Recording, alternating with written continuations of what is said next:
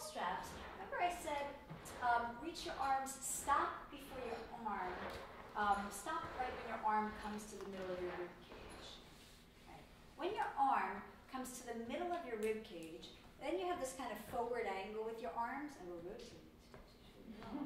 That your shoulder blade is back. Your shoulder blade is back, and your arm is forward. Why do we have arms? To reach.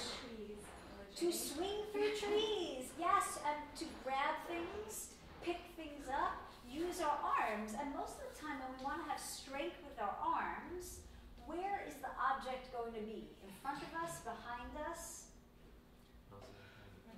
Most of the time in front of us. Our whole entire shoulder girdle is designed so that we can use our arms for the greatest amount of strength, so that we can direct our hand to get something that's in front of us and hold it. Pick it up, or maybe eventually throw it or swing through the trees.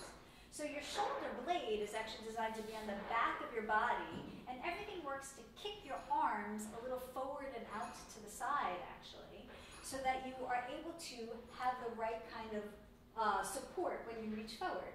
Your arms are not meant to be back behind you when you do strong things, because your shoulder blades want to roll forward then, because they're not connected to anything in your back except muscle. It's not like your ilium that are connected to your sacrum. Your shoulder blades that are similar to your ilium are not connected to a sacrum. They're connected to rhomboids and trapezius. So they have the ability to roll forward and back, which is great because you sometimes want to make your arm go like this when you're swinging through the trees or throwing a javelin and trying to kill the saber-toothed tiger, because that's really what we're built to do. We're not built to do all the things that we do these days, except eat and sleep and stuff like that.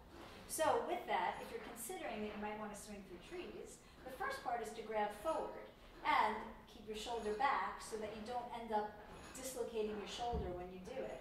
So when you go to do a push-up, which of course the cavemen did, or perhaps the jungle men did, no, not at all. But when you want to do a push-up, the strength in your push-up is going to be stopping with your arm in line with your rib cage so that your shoulder blade stays back. Any further back, you have to pitch your shoulder blades, or you have to roll your shoulder forward. So when you go down into a push-up, consider stopping with your upper arm bone in line with the middle of your rib cage. You say, but that's only halfway down. I'm not bringing my nose to the floor like everybody tells me. Yes, indeed.